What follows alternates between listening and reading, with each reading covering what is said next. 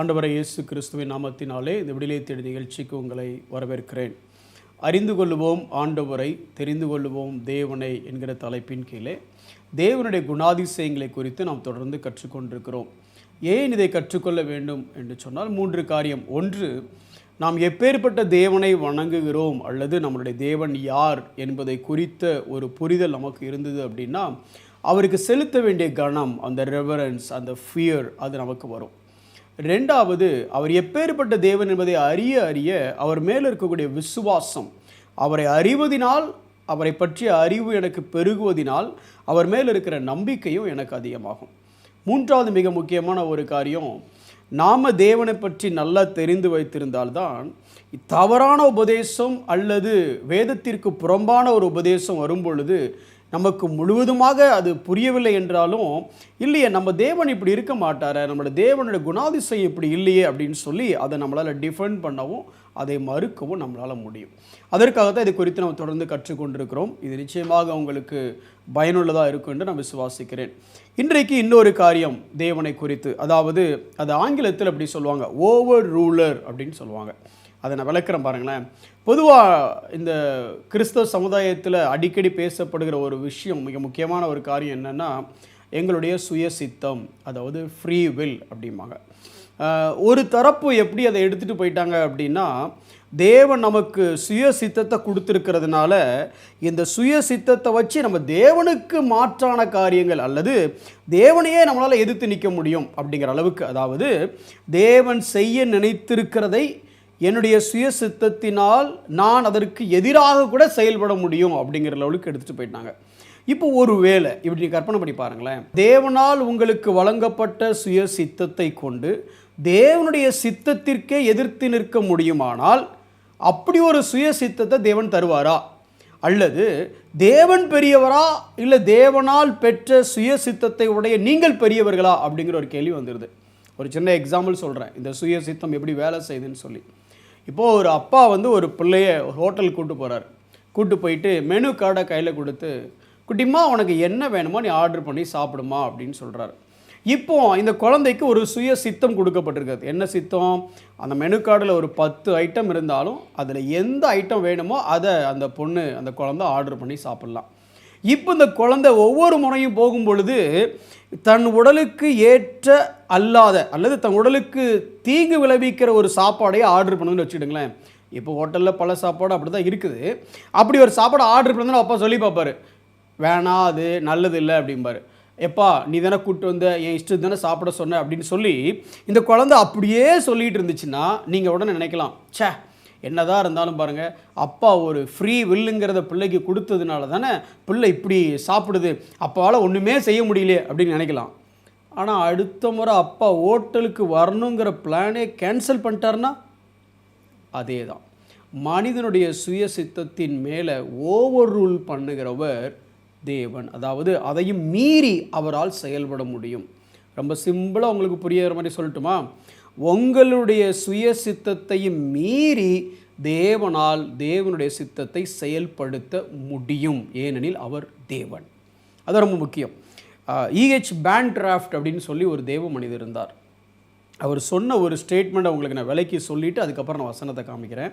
அதை கொஞ்சம் ஆங்கிலத்திலையும் சொல்லி தமிழ்லையும் சொல்கிறேன் பாருங்களேன், உங்களுக்கு புரிவதற்காக. அவர் சொல்கிறாரு, God in the exercise of his infinite wisdom and power, அதாவது தேவன் தன்னுடைய அளவிடப்பட முடியாத வல்லமையையும் ஞானத்தையும் செயல்படுத்தி கொண்டே இருக்கிறாராமா. எதுக்கு? So personally directs and controls the free actions of men அப்படிங்கிறாரு. தனிப்பட்ட விதத்தில் ஒவ்வொரு மனிதனுடைய செயல்பாடுகளையும் அவர் கண்ட்ரோல் பண்ணுறாராமா. தன்னுடைய அளவில்லாத ஞானத்தையும் தன்னுடைய அளவில்லாத பலத்தையும் வைத்து ஒவ்வொரு தனிப்பட்ட மனிதனுடைய செயல்பாடுகளையும் அவர் கட்டுப்படுத்துகிறார். எதற்கு கட்டுப்படுத்துகிறார் அப்படின்னு சொல்கிற போது, to determine all things in accordance with his eternal purpose. அதாவது என்ன காரியம் செஞ்சாலும் அது அவர் என்ன திட்டமிட்டிருக்கிறாரோ அதில் போய் முடிகிற மாதிரியே, அல்லது அவருடைய தீர்மானத்தை அவருடைய திட்டத்தை நிறைவேற்றுகிற மாதிரியே ஆக்ஷன்ஸ் எல்லாம் திருப்புறாரம்மா. அதோட மாத்திரமல்ல, அடுத்து கடைசியாக அண்ட் தேர் பெஸ்ட் வெல்ஃபேர், அவர்களுடைய நலனுக்காகவும். அப்படி மொத்தமாக சுருக்கி சொல்லணும் அப்படின்னா, தேவன் தன்னுடைய அளவிடப்படாத ஞானத்தையும் பலத்தையும் கொண்டு ஒவ்வொரு மனிதனுடைய தனிப்பட்ட விருப்பங்களிலும் செயல்களிலும் தன்னை ஈடுபடுத்தி கொள்கிறார். எதற்காக என்றால், அந்த விருப்பங்களையும் அந்த செயல்பாடுகளையும் தனது தீர்மானிக்கப்பட்ட திட்டங்களை நிறைவேற்றும் வண்ணமாகவும் அவர்களுக்கு சிறந்ததை கொடுக்கும் வண்ணமாகவும் தேவன் அவைகளில் செயலாற்றுகிறார். நீங்கள் என்ன நினச்சி, இப்போ ஒரு சும்மா ஒரு புரியறதுக்காக சொல்கிறேன், கிழக்கு திசையை நோக்கி போகணுன்னு நினச்சி நீங்கள் ஒரு ரூட்டை பிடிச்சி நீங்கள் பாட்டு உங்கள் இஷ்டத்துக்கு போயிட்டே இருந்தால் கூட வர்ற வழியில் டேக் டைவர்ஷன் நிறைய போர்டு இருக்கும், ரோடு பிளாக் நிறைய இருக்கும். எப்படியோ சுற்றி கடைசி பார்த்தா நீங்கள் மேக்கை வந்து நிற்பீங்க. ஏன்னா தேவன் உங்களை மேக்கை கொண்டு வர வேண்டியது சித்தமாக இருந்தால். அந்த மேக்கே வந்து நின்றாதான் அது உங்களுக்கு பயனுள்ளதாகவும் இருக்கும். எதுக்கு சொல்கிறேன்? அப்பேற்பட்ட தேவன். இது one of the attributes of God, தேவனுடைய குணாதிசயம். சரி, வசனத்துலேருந்து பார்க்கலாமா? சரி, முதல்ல நான் கோவப்பட்டேன்னு வச்சுக்கிடுங்க பிரதர், என் கோபம் என் இஷ்டம், நான் என்ன வேணாலும் செய்வேன் அப்படின்னு மனுஷன் நினைக்கிறான்னு வச்சுக்கிடுங்களேன். நான் கோபத்தில் என்னோ செஞ்சுட்டேன் அப்படின்னு நினைக்கிறீங்கன்னா, இப்படி சொல்கிறாண்டவர், தம்பி உலகம் முழுக்க கோவப்பட்டால் கூட, மொத்தமாக கோவப்பட்டு எனக்கு எதிராக ஒரு வேலை செஞ்சால் கூட எனக்கு தெரியும் அது எப்படி ஹேண்டில் பண்ணுறதுன்னு. அது என் இஷ்டத்துக்கு நான் திருப்பிடுவேன் அப்படிங்கிறாரு. வசனம் வேணுமா? வாசிக்கிறேன் பாருங்களேன். சங்கீதம் 2ஆம் அதிகாரம் 1, 2, 3, 4 வசனங்களை நீங்கள் வாசித்து பார்த்தீங்கன்னா, ஜாதிகள் கொந்தளித்து, ஒருத்தர் இல்லைங்க, ஜாதிகள், ஜனங்கள் விருதா காரியத்தை சிந்திப்பானேன். நான் எதையோ சிந்திக்க சொன்னேன், அவன் என்னத்தையோ சிந்திச்சுட்டு இருக்கிறான். யார்? ஒருத்தர் இல்லை, ஜனங்கள். கர்த்தருக்கு விரோதமாக எனக்கு சார்பாக சிந்திக்க சொன்னால் எனக்கு விரோதமாக சிந்திக்கிறான். நான் அபிஷேகம் பண்ணின என்னுடைய குமாரனுக்கு விரோதமாக வேலை செய்கிறான். ஒருத்தன் எழுப்பி நிற்கலை, பூமியின் ராஜாக்கள் எழுப்பி நிற்கிறாங்க, அதிகாரிகள் எல்லாரும் ஆலோசனை பண்ணுறாங்க. அப்படி எல்லாரும் பண்ணி என்ன நினச்சாங்கன்னா, நாம் இப்படி செய்யலாண்டா அப்படின்னு முடிவு பண்ணி இருந்தால் பரலோகத்தில் வீட்டிருக்கிறவர் நகைப்பார். அப்படின்னா, என்னடா இப்படி பண்ணிட்டானுங்க, நாம் வேறு திட்டம் போட்டிருந்தோம், இவனுக்கு எல்லாரும் சேர்ந்து வேறு திட்டம் போடுறானுங்களே அப்படின்னு அவர் ஃபீல் பண்ணுவார்னு நினைக்கிறீங்களா? அவர் அங்கே பார்த்துட்டு, சரிப்பா நீ நடத்துப்பா, ஆனால் கடைசியாக நான் என்ன செய்யணும்னு நினச்சிருக்கணும் அதான் முடியும் அப்படிங்கிறார்.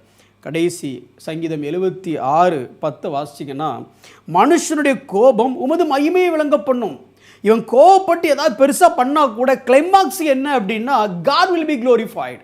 நான் என்ன தான் கோவப்பட்டு எவ்வளோ தப்பு பண்ணாலும் ஆண்டவருக்கு தெரியும். அதுக்காக கோவப்பட்டு தப்பு பண்ணுங்க சரி நான் சொல்ல வரல, நீங்கள் வேறு அப்படி எடுத்துடாதீங்க.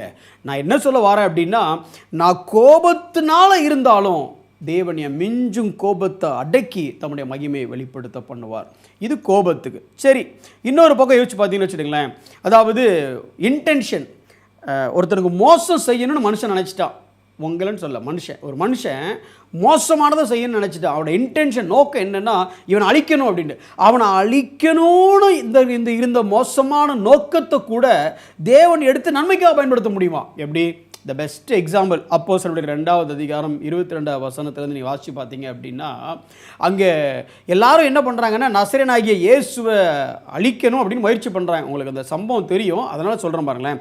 அது ஒரு சில வார்த்தை இப்படி வருது. அதில் 23ஆம் வசனத்தில், தேவன் நிர்ணயித்திருந்த ஆலோசனைப்படியையும், இவனுங்க நினச்சானுங்க நம்ம சூப்பராக மாஸ்டர் பிளான் ஸ்கெட்சு போட்டு இயேசுவை தூக்குறோம்ல அப்படின்னு இவங்க நினச்சிருந்தாங்க. ஆண்டவர் வேலை பார்த்துட்டு, டேய் நீ நகர்த்துகிற காயெல்லாம் நான் என்ன நகர்த்தணும்னு நினச்சேன்னா அதுதான் அப்படின்னு நான் நிர்ணயித்த ஆலோசனையின்படியே அப்படின்னு இருக்கு. அதே வரையில் கீழே பார்த்தீங்கன்னா, சிலுவையிலே ஆணி அடித்து கொலை செய்தீர்கள், நீங்கள் கொலை செஞ்சிட்டீங்க, அதனால் கேம் முடிஞ்சிருச்சா?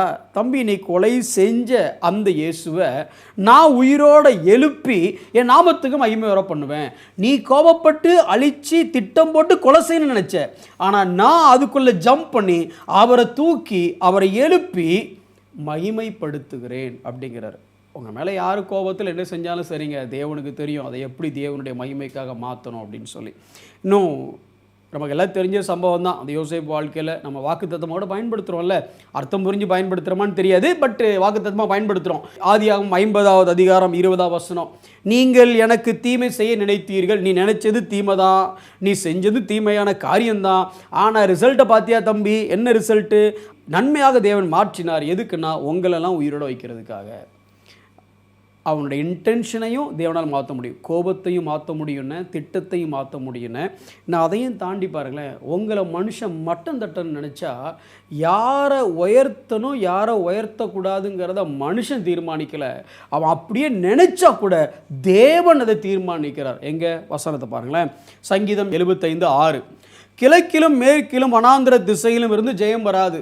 உன் மேனேஜர்கிட்ட இருந்தோ இல்லை உன் முதலாளிகிட்ட இருந்தோ உனக்கு தெரிஞ்சவிட்டு இருந்தோ உங்கள் மாமனார்ட்ட இருந்தோ உங்கள் மச்சான்ட்டு இருந்தோ உனக்கு உயர்வு வராதுப்பா, மாமியார்ட்ட இருந்தோ உயர்வு வராது, அதை எதிர்பார்த்துட்டு இருக்காத. ஆனால் உயர்வு எங்கே வரும்? அவங்க உன்னை தாழ்த்தணும்னு நினச்சா கூட தேவனே நியாயாதிபதி ஒருவனை தாழ்த்தி ஒருவனை உயர்த்துகிறார். irrespective of your studies, irrespective of your talents, irrespective of your positions, God can lift you up. ஏன்னா அவர் ஓவர் ரூலர். இன்னும் அடுத்த வசனத்தை பார்த்தோம் அப்படின்னா சங்கீதம் 3:3 சொல்கிறது, என் தலையை உயர்த்துகிறவராய் இருக்கிறீர். ஏன்னா அவர் தான் உயர்த்துறாரு. சங்கீதம் 27:5 சொல்லுது, தீங்கு நாளே வந்தாலும் அது தீங்கு நாள் தான், ஆனால் அவர் கூடார மறைவில் வச்சு என்னை காப்பாற்றுவார். சங்கீதம் 113:7 பார்த்தீங்க அப்படின்னா, சின்னவனாகவே இருந்தாலும் அவன் புழுதியிலே இருந்தாலும் யார் உயர்த்துவார்? அவர் உயர்த்தணும்னு நினச்சிட்டாருன்னா அவன் சின்னவங்கிறது மேட்ரு இல்லை, அவன் புழுதியில் இருக்காங்கிறது மேட்ரு இல்லை, அவன் குப்பையில் இருக்காங்கிறது கூட மேட்ரு இல்லை. ஏன்னா உயர்த்தணும்னு முடிவு பண்ணினவர் அவர் நிச்சயமாக உயர்த்தி பிரபுக்களோட கூட உட்கார பண்ணுவார். உங்களோட வாழ்க்கையிலையும் என் வாழ்க்கையிலையும் எல்லாவற்றையும் தீர்மானிக்கிறது அவர். ஒரே ஒரு வசனத்தை சொல்லிட்டு முடிக்கிறேன் பாருங்களேன், நம்ம ரொம்ப சாதாரணமாக பயன்படுத்துகிற வசனம். ரோமர் 8:28 அன்றியும் அவரோட தீர்மானத்தின்படி அழைக்கப்பட்டவர்களாய் அவரிடத்தில் அன்பு கூறுகிறவர்களுக்கு சகலமும் நன்மைக்கு ஏதுவாகவே நடக்கும். நீங்கள் அழைக்கப்பட்டவர்களா, அன்பு கூறுகிறவர்களா? உங்கள் மேலே யார் எவ்வளோ மோசமான திட்டம் போட்டாலும், யாருடைய கோபம் எவ்வளோ இருந்தாலும், உங்களை மட்டுப்படுத்தணும்னு எத்தனை பேர் நினச்சாலும் ஒன்று மட்டும் நிச்சயம், உயர்த்துகிறவரும் ஓவர் ரூல் பண்ணுகிறவரும் தேவன். அவரால் எதையும் மீறி உங்கள் வாழ்க்கையிலே செயலாற்ற முடியும். கண்களை மூடி நாம் ஜெபிப்போம். அன்புள்ள ஆண்டவரே, you are an over ruler. மற்றவருடைய சித்தத்தையும் மீறி, எங்களுடைய சித்தத்தையும் மீறி உம்மால் செயலாற்ற முடியும் ஆண்டவரே. எங்கள் வாழ்க்கையில் அதுதான் எங்களோட நம்பிக்கை. நாங்கள் அழைக்கப்பட்டவர்கள், நாங்கள் உண்மையில் அன்பு கூறுகிறவர்கள். எங்களுக்கு தீமை போல தோன்றுகிற காரியத்தையும் நீர் நன்மையாக முடிய பண்ணி ஆண்டவரே, everything will work together for our good ஆண்டவரே, நன்மையாகவே முடிய பண்ணுவீர். நன்றி செலுத்துகிறோம். இயேசுவின் நாமத்தில் பிதாவே, ஆமென்.